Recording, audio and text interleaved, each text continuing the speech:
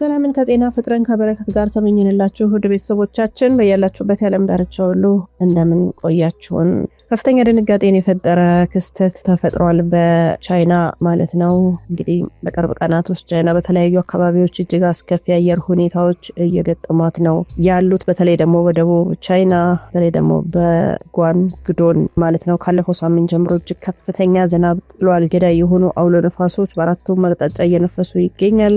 ወንዞች ሞልተው እየፈሰሱ ነው። በመቶ ሺዎች የሚቆጠሩ ሰዎች ከቤታቸው የተፈናቀሉ ነው። የመሬት መንሸራተት አደጋዎችም እየተከተለ ነው ማለት ነው። እነዚህ መረጃዎችን ይወስዳሉ የሚለውን ከእናንተ ጋር ለመፈተሽ ይዘኑ መጥተናል። ሮማን ጸጋዬ ነኝ ከአክሱም ቲዩብ። ሰናይ ቆይታ ይሆንላችሁ። ከባለፈው ቅዳሜ ጀምሮ ቻይና እየታመሰች ናት ያለችው ማለት ነው። በተለይ ደግሞ እንዳልኳችሁ በጓንግዙ ከተማ ላይ ድንገተኛና ኃይለኛ አውሎ ነፋስ ተከስቷል። በጣም በርካታ ቤቶችን ሲገለብጥ ታይቷል። በዚህም ሳቢያ የፋብሪካ ጣሪያዎች ሲነቀሉ፣ የኤሌክትሪክ መስመሮችን ሲቋረጡ ታይቷል። እንደ አውሮፓውያኑ የዘመን ቀመር እንግዲህ ግንቦት ወር መጨረሻና ሰኔ መጀመሪያ ላይ በደረሰው በዚህ አደጋ የሰዎች ሕይወት ማለፉ መቁሰላቸው የተዘገበ ነው። ሌላው በአንጻሩ በሰሜናዊ ሀገሪቱ ክፍል አንዳንድ አካባቢዎች ደግሞ ባልተለመደ ሁኔታ ከፍተኛ ሙቀት እየተመዘገበ ይገኛል። ይህም ለድርቅና ለግብርና ምርት ስጋት እየፈጠረ ነው። እንግዲህ በአንድ ሀገር ላይ ነው እነዚህ ነገሮች የተፈራረቁት። በአጠቃላይ ቻይና በአሁኑ ወቅት በአየር ንብረት መዛባት ምክንያት ከፍተኛ ጎርፍና አውሎ ነፋስ አደጋዎች ውስጥ ትገኛለች። በተለይ እንግዲህ ይሄ የግንቦት መጨረሻና ሰኔ መጀመሪያ ለቻይና ጥቁር ቀን እየተባለ የተዘገበ ነው ያለው። ዋና አደጋ የተከሰተውም እንዳልኳችሁ ግንቦት ወር መጨረሻ ሰኔ መጀመሪያ ላይ ነው። አሁንም እስከዛሬ ይሄንን መረጃ እስካጠናቀርንበት ጊዜ ድረስ ቻይና በከፍተኛ ጭንቅ ውስጥ ናት ያለችው። በተለይ ቅዳሜ ላይ ደግሞ የተከሰተው ኃይለኛ አውሎ ነፋስ ቶርናዶ እና ላለፉት 10 ቀናት በተከታታይ የጣለው ከባድ ዝናብ ከፍተኛ ጉዳት እያደረሰ ነው። ጓንግዙ በደቡባዊ ቻይና የምትገኝ ትልቅ የንግድ ኢንዱስትሪ ከተማ ናት። አውሎ ነፋሱ በከፍተኛ ሁኔታ እየመታት ነው ያለው። ጓንግዶን ግዛት የሰፊ ክልል በከባድ ጎርፍና በመሬት መንሸራተት ክፉኛ እየተመታ ነው። ፉጂያን እና ጓንግዚ በእነዚህ አጎራባች ግዛቶች የሚጎርፍ መጥለቅለቅ ተከስቷል ማለት ነው። አውሎ ነፋሱ ውድመቱ በጓንግዙ ከተማ የተከሰተው አውሎ ነፋስ እጅግ ኃይለኛ ከመሆኑ የተነሳ የፋብሪካዎች ጣሪያን ነቅሎ ሲወረውር ታይቷል። መኪናዎችን ሲገለብጥ፣ ኤሌክትሪክ ትራንስፎርመሮች እንዲፈነዱ አድርጓል። ይህም ታይቷል። ሰማዩ በጨለማ ተውጦ የታየበት፣ ፍርስራሾች በአየር ላይ ሲበተኑ የታዩባቸው ቪዲዮዎች እጅግ በጣም አስደንጋጭ ነበሩ። የጎርፉ መጥለቅለቅም ለቀናት የዘለቀው ዝናብ ወንዞች ከመጠን በላይ እንዲሞኑና እንዲገነፍሉ በማድረጉ ውሃው ወደ ከተሞች፣ ወደ ገጠር መንደሮች ድልድዮችን እየሰበረ ሲገባ ታይቷል። ይህም መንገዶችን ዘግቷል። ድልድዮች ፈራርሰዋል። እንዲሁም መሬት እንዲናድ ምክንያት ሆኗል ማለት ነው። እንግዲህ የሰው ሕይወት እስካሁን ባለው መረጃ በአውሎ ነፋስ ብቻ 5 ሰዎች መሞታቸውና 33 ሰዎች መቁሰላቸው በይፋ ተረጋግጧል። በጎርፉ ምክንያት የጠፉ የሞቱ ሰዎች እንዳሉ ሪፖርቶች ይጠቁማሉ።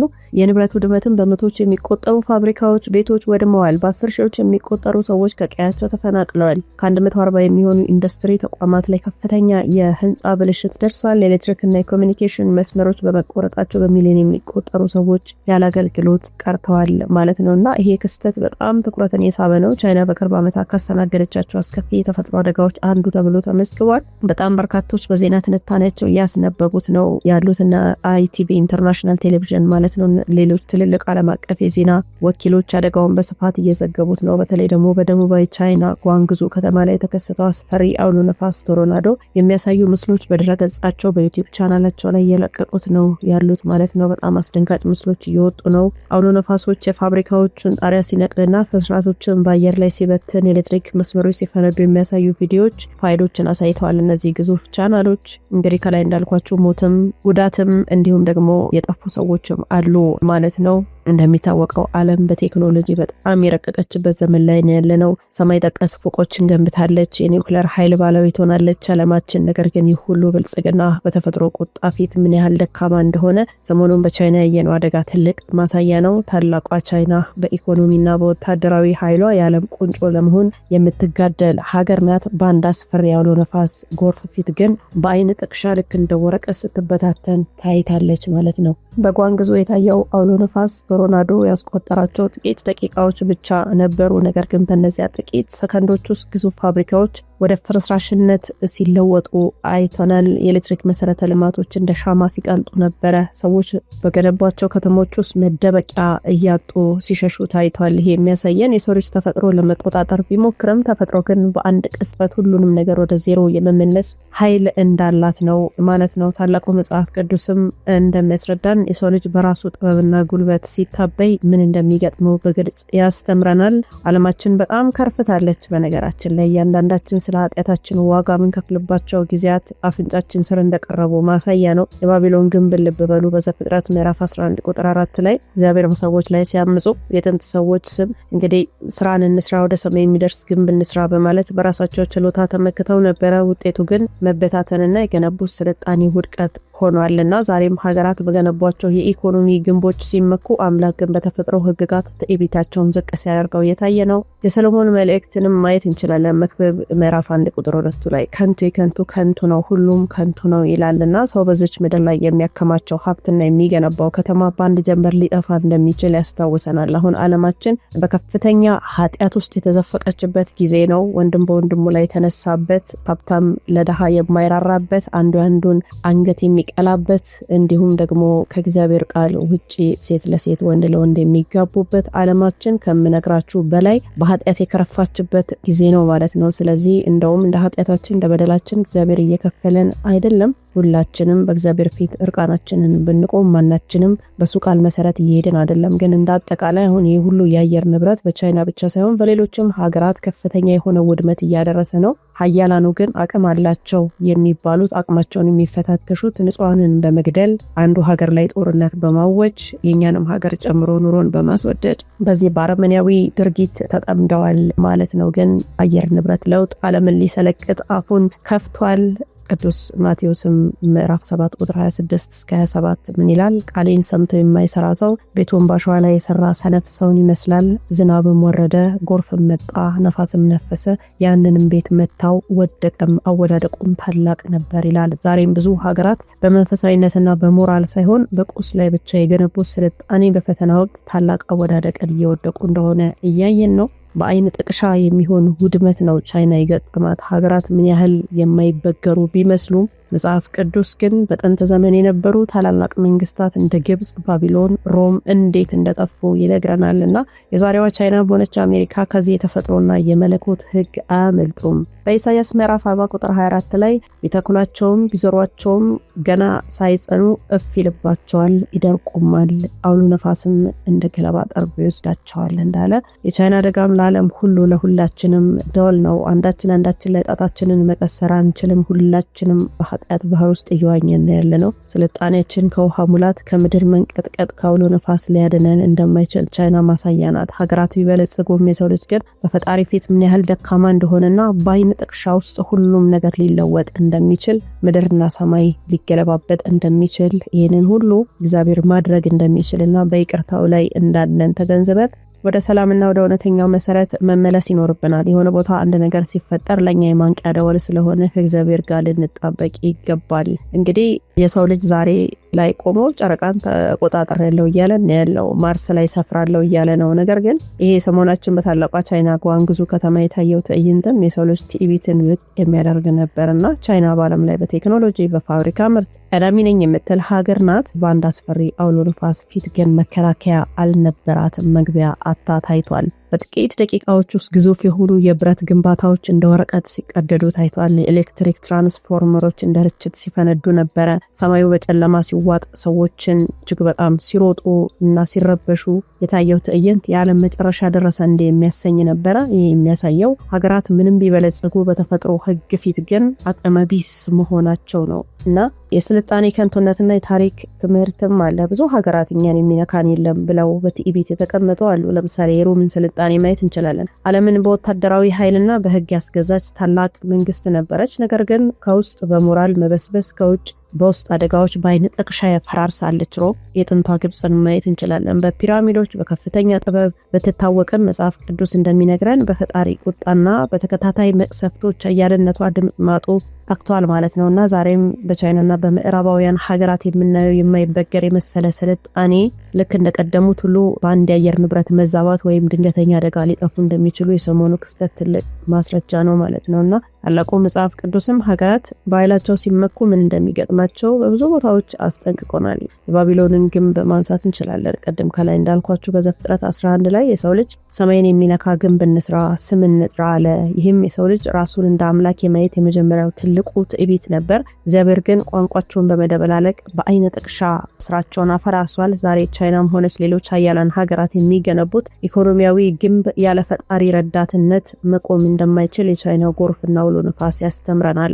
ሌላው ሰዶምና ገሞራ ውድመትንም ማየት ያስፈልጋል። አሁን ያለንበት ምድራችን ላይ በእንደዚህ አይነት የረከሰ የተነወረ ከሞራል ያፈነገጠ ነገር እያየን ስለሆነ ኢትዮጵያችንንም ጨምሮ የሶዶምና የገሞራን ውድመት ልናስታውስ ይገባል። በዘፍጥረት 19 ላይ እነዚህ ከተሞች በብልጽግናና በቅንጦት የታወቁ ነበሩ። ነገር ግን ከፈጣሪ መንገድ ሲወጡ በአንድ ሌሊት በእሳትና በዲን መጥፋታቸው የሰው ላይ ስራ ምን ያህል ደካማ እንደሆነ ያሳያል ማለት ነው። የነቢዩ ኢሳያስ ትንቢትም 40:15 ላይ እነሆ አህዛብ በባልዲ እንዳለች ጠብታ ናቸው፣ በሚዛንም እንዳለ ትቢያ ይቆጠራሉ ይላል እና ይህ ማለት ለሰው ልጅ ታላቅ የሚመስሉ መንግስታት በፈጣሪ ፊት በጣም ጥቃቅን ናቸው ማለት ነውና ይሄ በቻይና የደረሰው ጥፋት ለኛም ለኢትዮጵያውያን በጣም ትልቅ ትምህርት ነው። ሀብት፣ እውቀትና ቴክኖሎጂ አስፈላጊ ቢሆንም መሰረታቸው ግን እግዚአብሔርን መፍራትና ከተፈጥሮ ጋር ተስማምቶ መኖር መሆን አለበት እና የሰው ልጅ በአይነ ጥቅሻ ውስጥ ሊፈራረስ የሚችል የሸክላ ቤት ውስጥ እንደሚኖር ማወቅ አለበት። በቻይና ታየው አደጋ በሞትና በውድመት ቢጠናቀቅም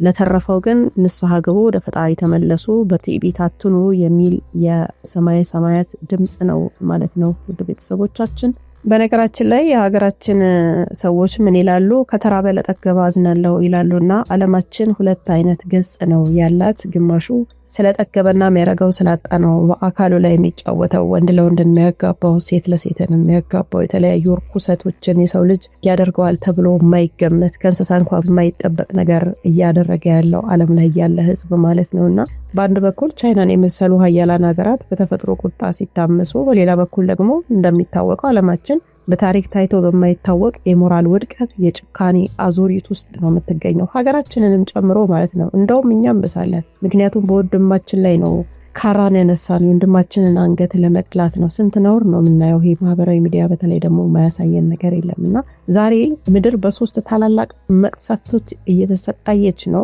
ረሃብ፣ ጦርነትና በሽታ የትኛውም ዓለም ላይ ያለ የኛንም ሀገር ጨምሮና በሚሊዮኖች የሚቆጠሩ እናቶች ህፃናት የሚበሉት አጥተው በአጥንትና በቆዳቸው ቀርተዋልና የሰው ልጅ ቴክኖሎጂው ለጠፈር ምርምር በቢሊዮኖች ሲያፈስ ለተራቦት ግን የሚሰጠው ፍርፋሪ አጥቷል። የጦርነት ነጋሪት በየጊዜው ነው የሚጎሰመው። ሀያላን ሀገራት የሰላም ድልድይ ከመገንባት ይልቅ የሰው ልጅ በአንድ ጀንበር ሊያጠፋ የሚችል ኒውክለር መሳሪያ በማከማቸት ምድርን የባሩድ ማሰሮ አድርገዋታልና ደም መፋሰሱ የዕለት ተዕለት ዜና ሆኗል ሀገራችንን ጨምሮ።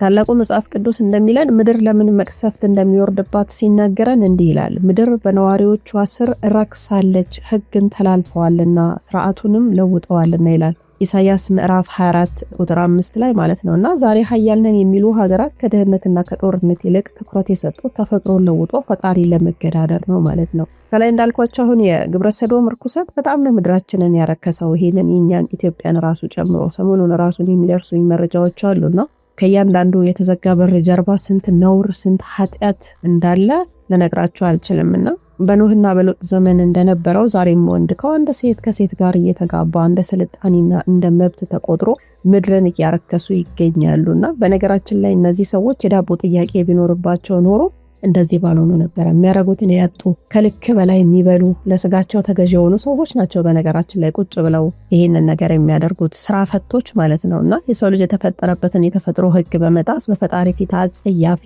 የሆነውን ነውር የሆነውን ርኩሰት ሕግ አድርገው ደንግገዋል። እኛም ሀገር ሁሉም ሰው ጆሮ ዳባ ልበስ ብሏል። በእያንዳንዱ ቤቶች ግን ብትሄዱ፣ በእያንዳንዱ ምሽት ቤቶች፣ በእያንዳንዱ የጭፈራ ቤቶች ብትሄዱ የሚታየው ነገር ዘግናኝ ነገር እንደሆነ አንዳንድ ጭምጭምቻዎች እየወጡ ነው። በተለይ ደግሞ ይሄ የሚሊየን ብር ውስኪ እየከፈቱ የሚራጩ ጥጋበኞች ከዚህ በላይ መሆንን ስለሚፈልጉ ነው የጥጋብ ውጤታቸውን የሚያሳዩትና ይሄ ሁሉ ርኩሰት የመጣው ከጥጋብና ፈጣሪን ከመዘንጋት ነው። መጽሐፍ ቅዱስ ስለ ሰዶም ሲናገር እንዲህ ይላል፣ የእህትሽ የሰዶም ኃጢአት ይሄ ነበረ፣ ትዕቢት፣ የእንጀራ ጥጋብ፣ የጸጥታ መትረፍ ይላል ሕዝቅኤል ምዕራፍ 16 ቁጥር 49 ላይ ማለት ነውና ዛሬም ሀያላኑ በጥጋብና በጸጥታ መትረፍ ምክንያት አይናቸው አዘዋውሮ ፈጣሪ የጠላውን ርኩሰት በመላው ዓለም ላይ ለማስፋፋት እየሰሩ ነው ማለት ነው። በቻይና የታየው አይነት ድንገተኛ አደጋ የሰው ልጅ በክፋቱና በርኩሰቱ ከቀጠለ ምን ሊገጥመው እንደሚችል የሚያሳይ ቅምሻ ነው ይሄ ማለት ነው። እንግዲህ እግዚአብሔር እንደ ቸርነቱ እንደ ምሕረቱ እንጂ እንደኛ ስላልሆነ ነው ይህንንም ለንስሐ ጊዜ እየሰጠን ያለው ማለት ነው። ሀገራት በጦርነት ምድርን እያወደሙ ነው። በርኩሰት ደግሞ መንፈሳዊን ዓለም እየበከሉ ነው። ተፈጥሮ ደግሞ በአምላክ ትእዛዝ ምድርን ማጽዳት ትጀምራለች ማለት ነው። በሉቃስ ወንጌል ምዕራፍ 17 ከቁጥር 28 እስከ 30 ላይ እንደተጻፈው በሎጥ ዘመን እንደሆነ ከሰማይ እሳትና ዲን ዘነበ፣ ሁሉንም አጠፋቸው፣ የሰው ልጅ በሚገለጥበትም ቀን እንዲሁ ይሆናል ይላልና ዛሬ በቻይና የፈረሱት ፋብሪካዎች እና ከተሞች ነገ በርኩሰትና በትዕቢት በሚኖሩ ሀያላን ላይ ለሚመጣው ታላቅ ውድመት ደግሞ ምልክቶች ናቸው ማለት ነው። እግዚአብሔር ምድርን እንደሚያጸዳ ሁላችንም እናውቃለን። ሰዓቱ የሰው ልጅ ከእንቅልፍ የሚነቃበት ከርኩሰት የሚርቅበት ወደ እውነተኛው አምላክ የሚመለስበት እንጂ በጥጋብ የምንታወርበት ጊዜም አይደለም። አሁን ያለንበት ጊዜ እጅግ በጣም አስከፊ ጊዜ ላይ ነው ያለነው። ወደ ቤተሰቦቻችን እያንዳንዳችን ስለ ኃጢአታችን፣ ስለ በደላችን፣ ስለ መተላለፋችን መጸለይ አለብን እና ዓለም ከድጥ ወደ ማጡ እየሄደች ነው ያለችው። ተፈጥሮም ራሱ ደግሞ እንግዲህ ቁጣዋን በተለያየ መንገድ እያሳየች ነው። እንግዲህ በቻይናም ለተጨነቁ ነፍሶች ሁሉ እግዚአብሔር ይቅርታ እንዲያደርግና በምህረት እንዲጎበኛቸው ሁላችንም መጸለይ አለብን ለማለት እንወዳለን። በመረጃው ላይ ያላችሁን ሀሳብ አስተያየት በኮሜንት መስጫው ላይ ብታጋሩን ደስ ይለናል። አላችሁን ስለነበራችሁ እናመሰግናለን። በቀጣይ መረጃ እስከምንገናኝ ቸር ቆዩልን።